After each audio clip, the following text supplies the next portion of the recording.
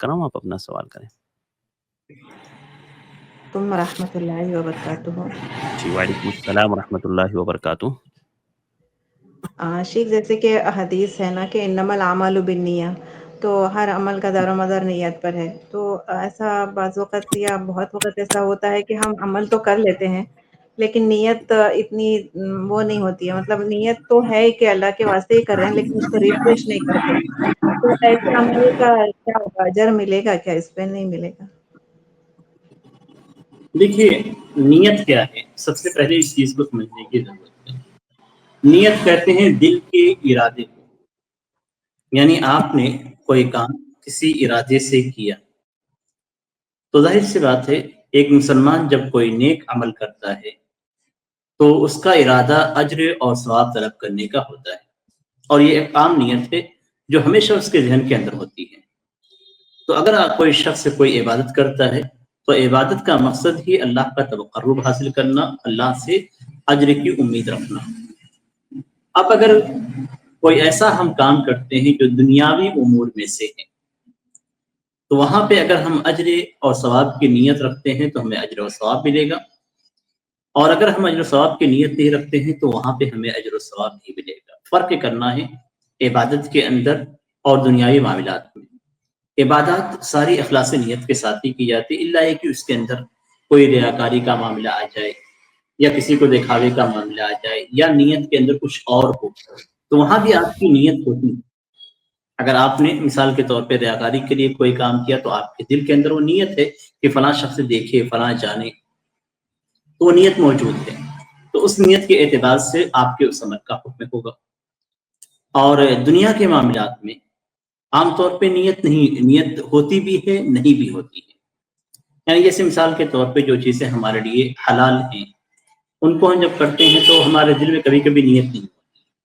جیسے ہم کبھی سو گئے، ہمارے اندر نیت نہیں ہے کہ ہم اس نیت سے سو رہے ہیں کہ رات میں تہجد کے لیے اٹھیں گے، تو وہاں پہ ہمیں سونے پہ اجر نہیں ملے گا۔ ہم کھانا کھا رہے ہیں، ہم کھانا کھاتے ہوئے یہ نیت نہیں رکھتے ہیں کہ اس سے اللہ کی عبادت میں قوت ملے گی، تو وہاں پہ اجر نہیں ملے گا۔ تو وہ چیزیں جن میں نیت کی ضرورت ہوتی ہے اور وہ دنیاوی معاملات میں سے ہیں، تو اس میں اگر نیت اچھی رکھی جاتی ہے تو اجر ملتا ہے، نیت نہیں رکھی جاتی ہے تو اجر نہیں ملتا ہے۔ جیسے مثال کے طور پہ آپ ہاتھ منہ پیر وغیرہ دھوتے ہیں یا غسل کرتے ہیں، تو اگر غسل سے مراد آپ کی صرف آپ کی نیت یہ ہے کہ صفائی رکھی جائے تو کوئی اجر نہیں ہے، لیکن اگر آپ اس سے یہ نیت رکھتے ہیں کہ صفائی کا حکم شریعت کے اندر دیا گیا ہے اور اس حکم کو فالو کرتے ہوئے، اس پر عمل کرتے ہوئے آپ وہ کام کر رہے ہیں تو آپ کو اجر ملے گا۔ تو نیات کا تعلق دل سے ہے۔ آپ اپنے دل کے اندر جھانک کے ایک بار دیکھیں کہ آپ نے کیا نیت کی تھی، کیا سوچا تھا، تو جو آپ کی سوچ ہوگی وہی آپ کی نیت ہے، وہی آپ کا ارادہ ہے، اور اسی کے مطابق آپ کو اجر ملے گا یا نہیں ملے گا، آپ فیصلہ کر سکتے ہیں۔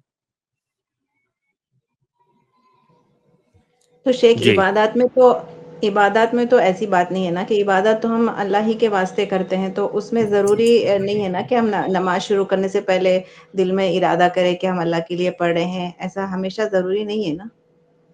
نہیں، وہ ضروری، وہ ایک چیز ہوتی ہے آپ کے دل میں خود بخود وہ چیز موجود ہے۔ اسی لیے میں نے کہا کہ عبادات میں نیت پہلے سے ہی موجود ہوتی ہے۔ ہاں، نیت کی تبدیلی ہوتی ہے اس میں کہ ہم کبھی کبھی یعنی لوگوں کو دکھانے کے لیے کر لیتے ہیں، وہاں پہ ہماری نیت الگ رہتی ہے، تو وہ نیت بھی دل کے اندر ہوتی ہے، ورنہ عام طور پہ ہماری یہی نیت ہوتی ہے کہ ہم عبادتیں کریں تاکہ اللہ ہم سے خوش ہو، اور یہی نیت ہے کہ اللہ کی رضا ہی مقصود ہے۔ تو عبادتوں کے اندر الگ سے نیت کو کنٹینیو رکھنا، نیت کو کنٹینیو رکھنے کی ضرورت نہیں ہے۔ یعنی آپ نے ایک بار مثال کے طور پہ نماز پڑھنے کے لیے آپ کے دل کے اندر کہ اللہ کی عبادت کے لیے میں نماز پڑھ رہی ہوں، وہ نیت کافی ہے۔ اب مصلی پہ کھڑے ہو کے وہ نیت کرنے کی ضرورت نہیں۔